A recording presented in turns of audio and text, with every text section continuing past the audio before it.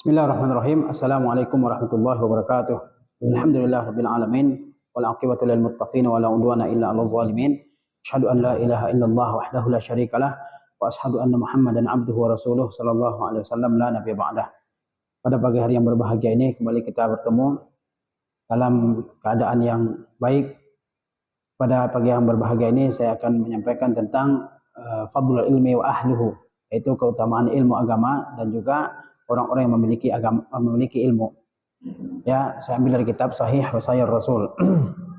Syekh Sa'ad Yusuf hafizahullah, beliau mengatakan tadafarat nususul kitab wa sunnah bima la yuhsa wa la yustaqsa kasratan ala bayani rif'ati sya'nil ilmi wa ahlihi wa targhibi fin nahli min ma'inihi safi wa salsabilihi azbi asy-syafi.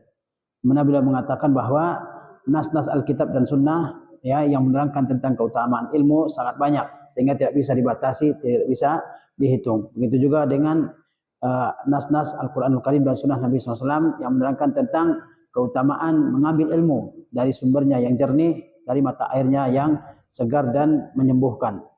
Wa min hazihi nusus, di antara nusus yang menyebutkan tentang keutamaan ilmu, qauluhu ta'ala, firman Allah Ta'ala, syahidallahu annahu la ilaha illa huwa wal malaikatu wa ulul ilmi qa'iman bil qist. La ilaha illa huwal azizul hakim. Allah telah bersaksi bahwasanya tidak ada Tuhan yang hak selain Dia. Demikian pula para malaikat dan para ulama, ulul ilmi, para ulama yang bersaksi dengan keadilan. La ilaha illahu, tidak ada Tuhan yang hak selain Allah Azza wa Jalla, ya, al-azizul hakim, maha perkasa lagi maha bijaksana. Qala al-Imam al-Qurtubi rahimahullah fi tafsirihi li hadzal ayah. Imam al-Qurtubi berkata dalam menafsirkan ayat ini, ya, dalam ayat 19 dalam surah Ali Imran, kata Al-Qurtubi, hazil ayatu dalilun ala fadlil ilmi wa syarafil ulama. Ayat ini merupakan dalil tentang keutamaan ilmu dan kemuliaan ulama. Ayat ini syahidallahu annahu la ilaha illa huwa wal malaikatu wa ulul ilmi qa'iman bil qist. Ayat ini menerangkan tentang keutamaan ilmu dan kemuliaan ulama. Wa innahu law kana ahadun asyrafa minal ulama laqaranahumullahu bismihi wa ismi malaikati kama qarana al-ulama'a wa qala fi syarafil ilmi li nabiyhi sallallahu alaihi wasallam wa qur rabbi zidni ilma. Seandainya, kata Al-Qurtubi, ada seseorang yang lebih mulia dari ulama, maka Allah Azza wa Jalla akan menyertakan nama mereka dengan nama Allah Azza wa Jalla dan nama-nama para malaikat dalam persaksian tentang sesuatu yang sangat agung, yaitu tentang keesaan Allah Azza wa Jalla. Kama qarana al-ulama'u, sebagaimana Allah Azza wa Jalla menyertakan nama para ulama ya dalam kesaksian tentang keesaan Allah Azza wa Jalla. Ya, wa qala fi syarafil ilmi li Nabi sallallahu alaihi wasallam, kata Al-Qurtubi selanjutnya, ya, mengenai keutamaan ilmu, Allah Azza wa Jalla telah berfirman kepada nabinya Muhammad sallallahu alaihi wasallam, wa qur rabbi zidni ilma, dan katakanlah, wahai Tuhanku, tambahkanlah ilmuku.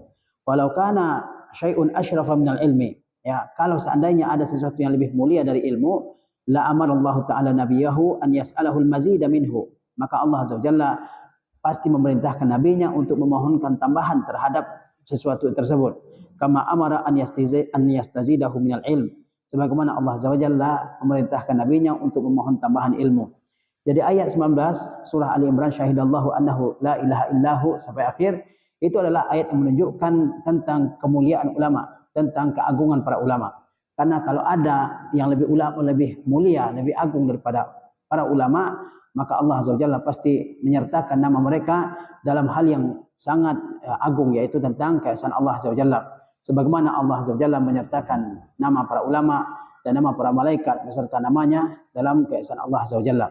Kemudian juga kalau seandainya ada sesuatu yang lebih mulia daripada ilmu, maka Allah Azza wa Jalla pasti memerintahkan kepada nabinya untuk memohonkan tambahan dalam hal tersebut. Sebagaimana Allah Azza wa Jalla ya memerintahkan nabinya untuk memohonkan tambahan ilmu melalui firman-Nya, wa qur rabbi zidni ilma, dan katakanlah, wahai Rabbku, tambahkanlah ilmuku.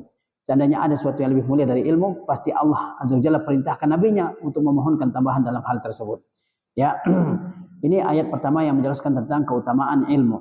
Ayat yang berikutnya, wa qala ta'ala, Allah Ta'ala berfirman, afamay ya'lamu annama unzila ilaika min rabbikal haqqu kaman huwa a'ma innama yatazakkaru ulul albab. Apakah orang yang mengetahui bahwa sesungguhnya apa yang diturunkan kepada engkau dari Rabb engkau adalah kebenaran, apakah ia sama dengan orang yang buta? Innama yatazakkaru ulul albab, sesungguhnya yang mampu mengingatnya adalah orang-orang yang memiliki pikiran. Ya, qala Ibnu Al-Qayyim rahimahullah, Ibnu Qayyim rahimahullah berkata, "Fama samma illa alimun au a'ma." Maka tidak ada kecuali orang alim atau orang buta. Di dunia ini tidak ada kecuali dua kelompok manusia saja, yaitu orang alim dan orang yang buta. Wa qad wasafa subhanahu ahlal jahli bi annahum summun bukmun umyun fi ghairi mawdhi'in fi kitabih. Dan sesungguhnya Allah Azza wa Jalla telah mensifati orang-orang yang memiliki kebodohan bahwa mereka adalah orang yang tuli, bisu, buta fi ghairi mawdhi'in min kitabih, dalam banyak tempat dalam kitabnya. Jadi di dunia ini cuma ada ya dua kelompok manusia, alim ya, orang yang alim, atau a'ma, atau orang yang buta ya. Orang yang mengetahui tentang Allah, tentang Rasulullah, tentang din, tentang agama, dia adalah orang yang alim. Tapi orang yang jahil tentang Allah, tentang Rasulullah, tentang agama, meskipun matanya melihat, tapi pada hakikatnya dia adalah a'ma, orang yang buta ya. Karena Allah Azza wa Jalla mengatakan bahwa ya manusia cuma terbagi kepada dua, yaitu orang yang mengetahui kebenaran dari Allah Azza wa Jalla, dialah orang yang alim, atau orang yang tidak mengetahui sama sekali tentang Allah Azza wa Jalla, tentang agamanya, dia adalah orang yang buta. Kata Allah Azza wa Jalla, "Afaman ya'lamu annama unzila ilaika min rabbikal haqqu." Apakah orang yang mengetahui bahwa ya yang diturunkan kepada engkau dari Rabb engkau adalah kebenaran, apakah ia sama dengan orang yang buta? Innama yatazakkaru ulul albab. Yang ingat akan hal itu adalah orang-orang yang memiliki akal pikiran. Ya. Kemudian kata Allah Azza wa Jalla dalam ayat yang lain tentang keutamaan ilmu, wa iz qala Musa li fatahu la abrahu hatta ablugha majma'al bahrain aw amdiya huquba. Kata Allah, dan ingatlah oleh kamu terkala Musa berkata kepada pembantunya, la abrahu, saya akan terus berjalan, hatta ablugha majma'al bahrain, sampai saya ya sampai ke pertemuan dua laut, au amdiya huquba, atau saya berjalan dalam waktu yang sangat lama. Qala Ibnu Qayyim rahimahullah, Ibnu Qayyim rahimahullah berkata, yukhbiruna Allah subhanahu an safihi wa kalimihi allazi kataba lahu at-taurata bi yadihi wa kallamahu minhu ilaihi annahu rahala ila rajulin alimin yata'allamu minhu wa yazdadu ilman ila ilmihi. Ya, kata Ibnu Qayyim, Allah Azza wa Jalla mengabarkan kepada kita tentang hamba pilihannya dan hamba yang diajaknya berbicara secara langsung, yaitu Musa alaihissalam, yang Allah telah tuliskan kepadanya Taurat dengan tangannya, dan Allah berbicara kepadanya secara langsung, ya, annahu rahala ila rajulin alim, bahwasanya Musa beliau pernah melakukan perjalanan untuk belajar kepada seorang yang alim, yata'allamu minhu, untuk belajar kepadanya, wa yazdadu ilman, ya, dan untuk menambah ilmunya, ila ilmihi, kepada ilmu yang sudah dia punyai. Ya, Nabi Musa berkata kepada ya Yusha bin Nun, kata Nabi Musa, ya saya akan terus berjalan sampai saya bertemu dengan pertemuan dua laut, karena Allah menjanjikan di situ saya akan bertemu dengan seorang yang berilmu sehingga saya bisa menuntut ilmu kepadanya. Kalau saya tidak bertemu, saya akan melakukan perjalanan dalam waktu yang sangat lama. Nah, kata Ibnu Qayyim, Allah Azza wa Jalla mengabarkan kepada kita tentang seorang hamba yang merupakan hamba pilihan Allah Azza wa Jalla, hamba yang diajak bicara langsung oleh Allah Azza wa Jalla, hamba yang Allah berikan kepadanya Taurat, ya. Kemudian hamba tersebut masih memiliki gairah yang sangat besar untuk menuntut ilmu. Siapa hamba tersebut? Yaitu Musa alaihissalam. Dia memiliki semangat yang membara untuk menuntut ilmu. Dia akan melakukan perjalanan yang jauh, ya, berletih-letih, bercapek-capek dengan satu tujuan, yaitu menuntut ilmu dan menambah pengetahuan di atas pengetahuan yang sudah ada. Wa idh qala Musa li fatahu la abrahu hatta ablugha majma'al bahraini aw amdiya huquba hirsan minhu ala liqa'i hadzal alim. Ini pernyataan Nabi Musa bahwa saya akan terus berjalan sampai mencapai pertemuan dua laut, atau saya akan berjalan dalam waktu yang sangat lama. Kata Ibnu Qayyim, ini menunjukkan semangat yang sangat tinggi ya dari Musa alaihissalam ala liqa'i hadzal alim, untuk bertemu dengan alim tersebut, wa ala at-ta'allum minhu, dan merupakan sesuatu yang menunjukkan akan semangat yang sangat tinggi untuk belajar darinya. Falamma laqiyahu salaka ma'ahu maslakal muta'allimi ma'a mu'allimihi. Ketika Musa alaihissalam telah bertemu dengan Khadir alaihissalam, maka Nabi Musa menempuh jalan yang seharusnya ditempuh oleh seorang pelajar kepada gurunya. Wa qala lahu, Nabi Musa berkata kepadanya, hal attabi'uka ala an tu'allimani mimma 'ullimtu rusyda. Apakah aku boleh mengikuti engkau agar engkau mengajarkan kepada aku tentang ilmu yang telah diajarkan kepadamu? Fabada'ahu ba'da salam bil istizan. Ya, setelah salam, mengucapkan salam, maka Nabi Musa alaihissalam pertama memulainya dengan istizan, dengan meminta izin ala mutaba'atihi, untuk mengikutinya, wa annahu la yattabi'uhu illa biiznihi, dan bahwa Musa alaihissalam tidak akan mengikuti Khadir kecuali dengan izinnya. Ya, ini adab di antara adab-adab menuntut ilmu ya. Nabi Musa alaihissalam ketika sudah berjumpa dengan Khidir, dia tidak serta-merta menuntut ilmu darinya, tapi Nabi Musa alaihissalam mengucapkan salam kepadanya. Setelah mengucapkan salam, Nabi Musa memohon izin ya untuk mengikuti Khadir alaihissalam supaya dia bisa belajar kepadanya. Ya, dan dia tidak akan belajar kepadanya, tidak akan mengikutinya kecuali dengan izinnya. Ya, ala an tu'allimani mimma 'ullimta rusyda, agar engkau mengajarkan kepadaku ilmu yang telah diajarkan kepadamu sebagai petunjuk. Falam yaji' mumtahinan wala muta'annitan, wa inna ma ja'a muta'alliman mustazidan ilman ila ilmihi. Nabi Musa alaihissalam dia tidak datang kepada Khadir, padahal Nabi Musa itu orang alim, nabi, ya. Keutamaannya sudah disebutkan tadi, dia merupakan hamba Allah yang pilihan, dia merupakan hamba yang diajak bicara langsung oleh Allah Azza wa Jalla, dan dia merupakan orang yang Allah turunkan, catatkan untuknya kitab Taurat secara langsung, ya. Dia berbicara dengan Allah Azza wa Jalla, dia paling alim, ya. Di antara Bani Israel, dia orang alim. Tapi ketika mendengar ada seorang hamba yang mengetahui ilmu yang tidak diketahui oleh Musa, Nabi Musa bersemangat untuk bertemu dengannya. Dan dia datang tidak dengan niat untuk menguji, tidak niat untuk ngetes, tidak niat untuk berdebat. Ya, falam yaji' mumtahinan wala muta'annitan. Dia tidak datang untuk menguji pengetahuan Khidir dan juga tidak untuk berdebat, ya. Wa inna ma ja'a muta'alliman. Namun ia datang adalah untuk belajar. Mustazidan ilman ila ilmihi, dan untuk menambah pengetahuan atas pengetahuan yang telah dia miliki.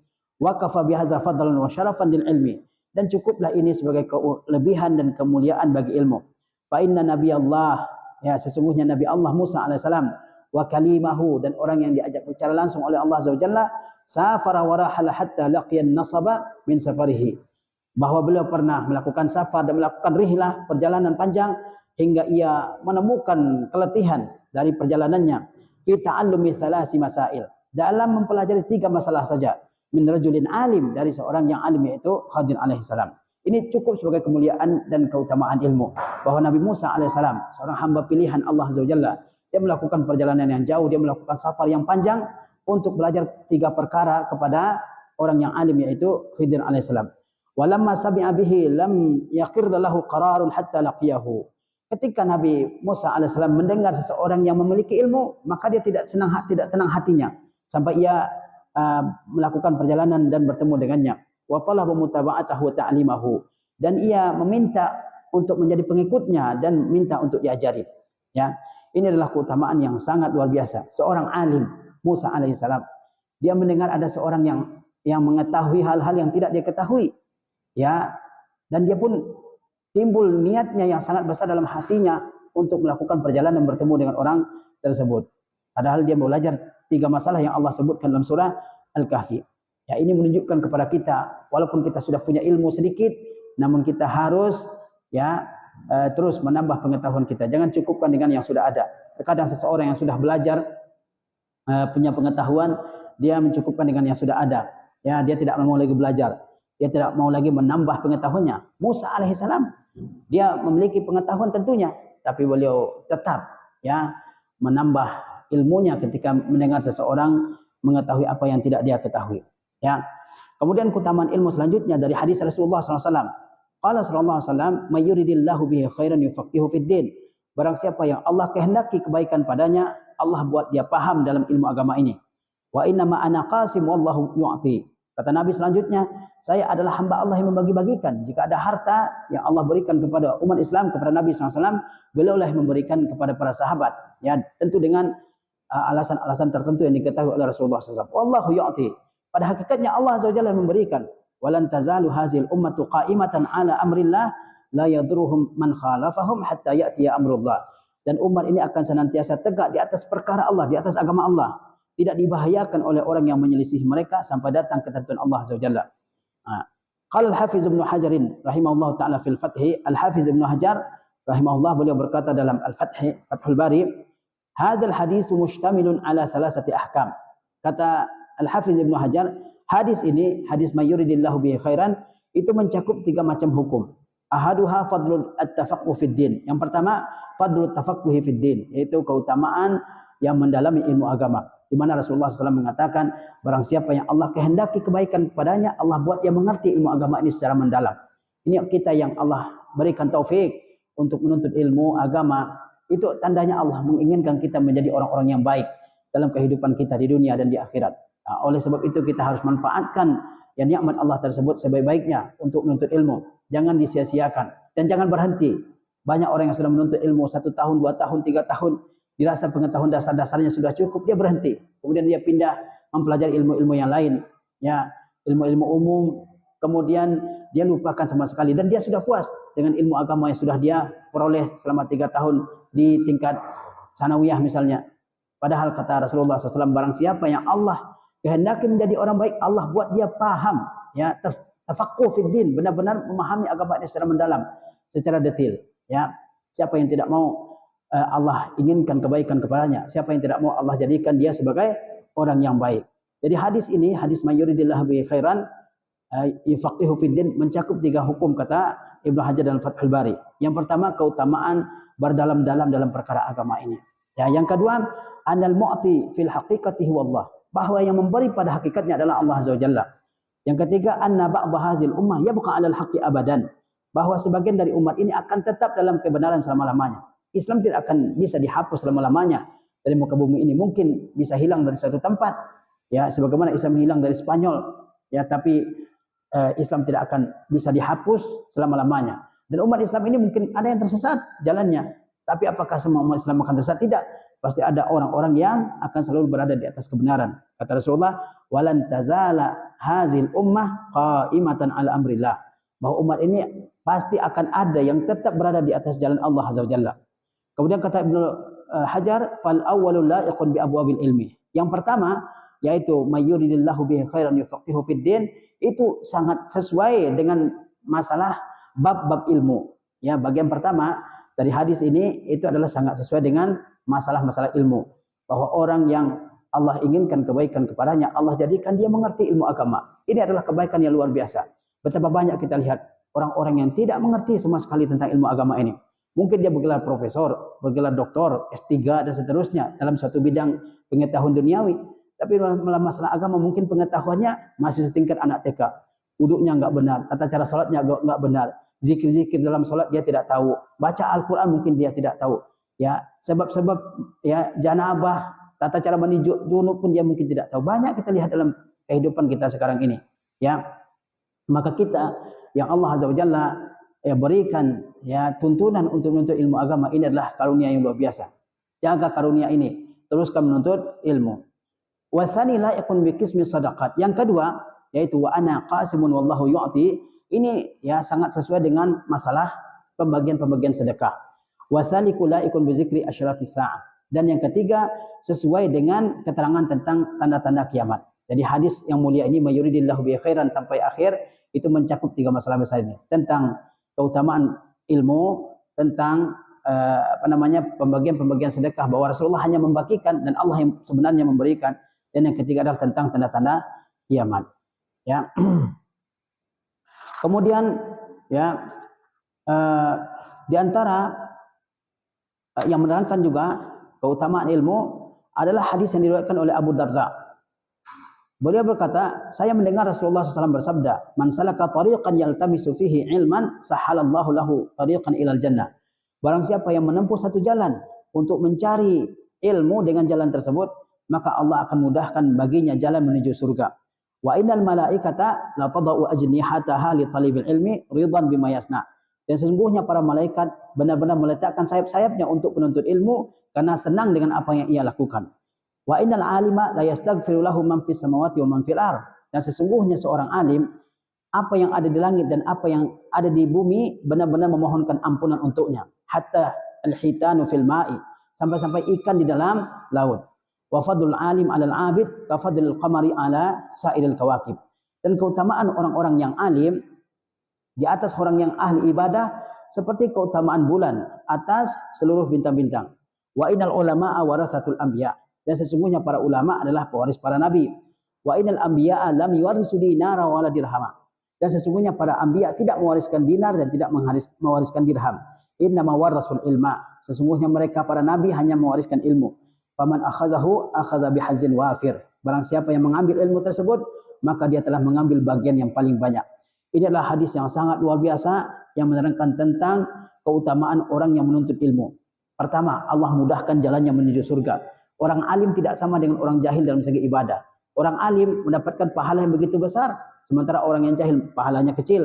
Ya, dia orang alim, dia mengetahui mana ya syarat-syarat ibadah, rukun-rukun ibadah, pembatal-pembatal ibadah, mana wajib-wajibnya, mana sunah-sunahnya, dan seterusnya.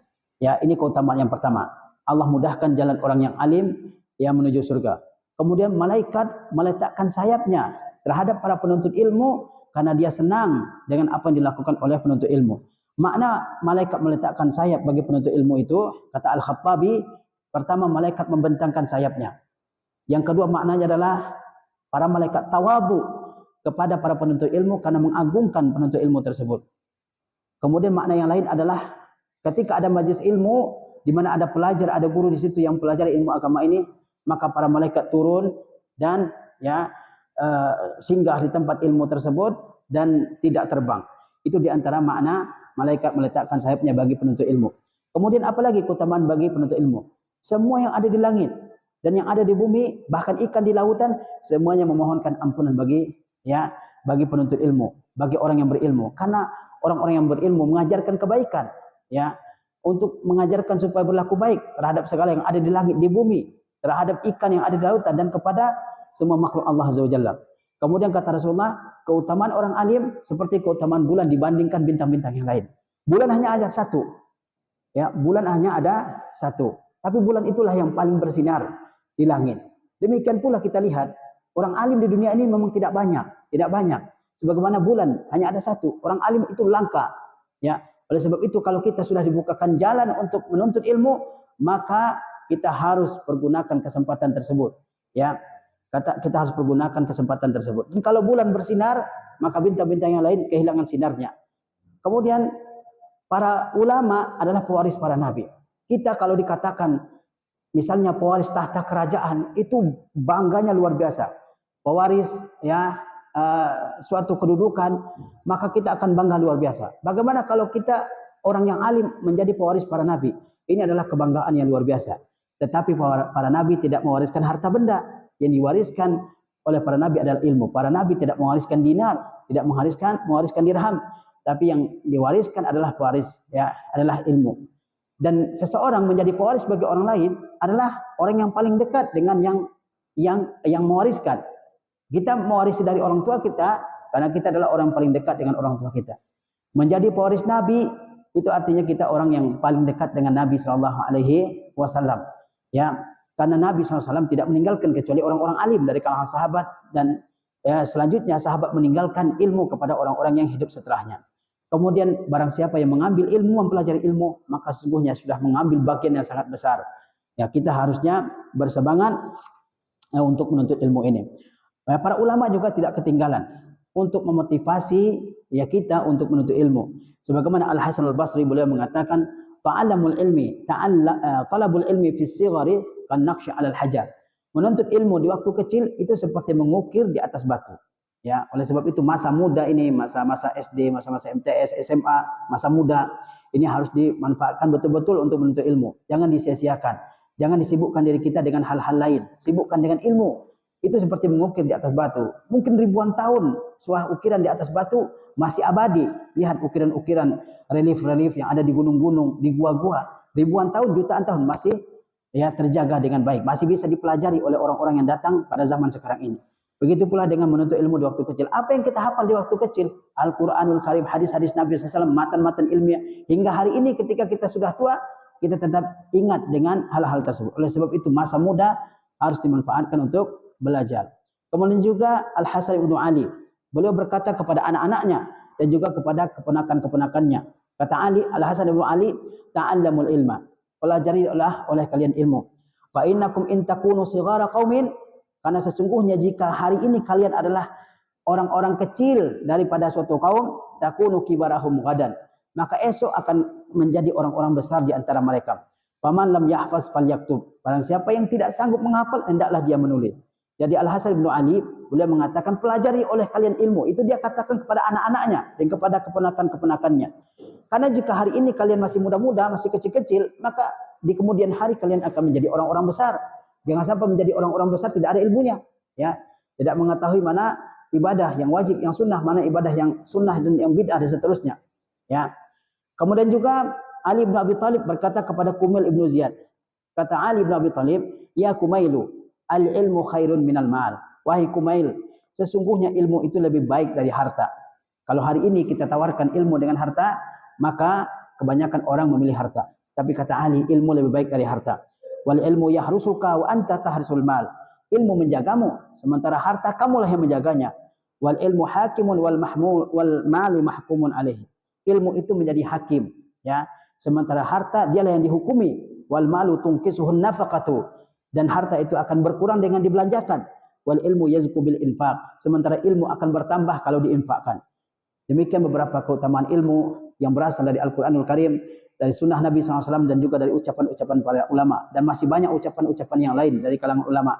Barangkali ini yang bisa saya sampaikan pada kesempatan yang berbahagia ini. Mudah-mudahan Allah SWT menuntun kita semua untuk berdalam-dalam dalam ilmu agama ini.